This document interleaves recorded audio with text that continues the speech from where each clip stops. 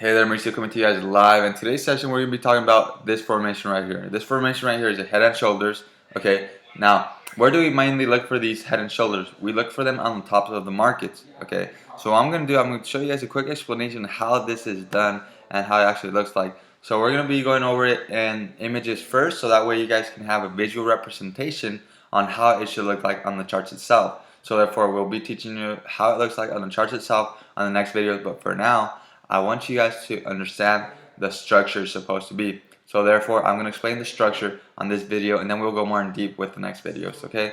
So we're actually seeing that the market's creating an uptrend, okay? We're seeing that the market's creating higher highs, higher lows, higher highs, higher lows, higher highs, higher lows.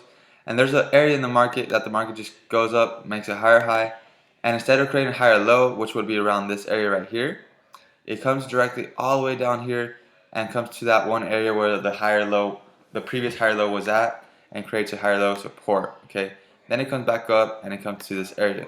So this area right here would actually be the neckline. Okay, so it'd be where the shoulders are at. This right here is where the shoulders are at. We're actually seeing that the market created a shoulder right here. It created a head right here, and then it came back down.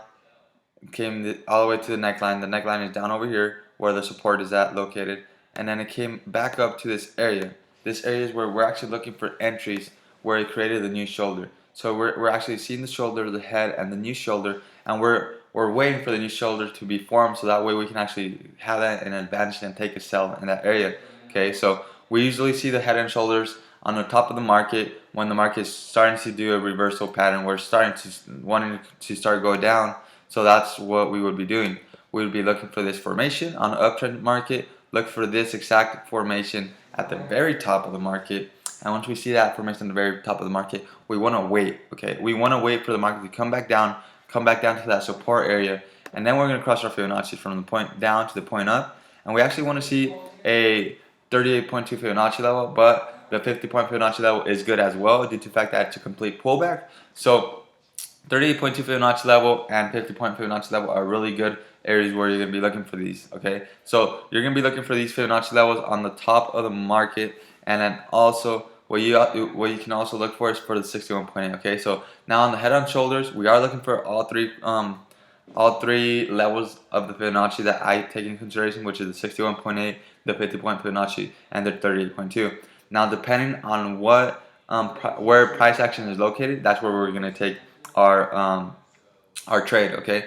In this case, why are we taking the 50-point Fibonacci level retracement? We're taking it due to the fact that on our previous shoulder, it was on the 50-point Fibonacci level. Now let's say this previous shoulder was on the 61.8 Fibonacci level. What would happen?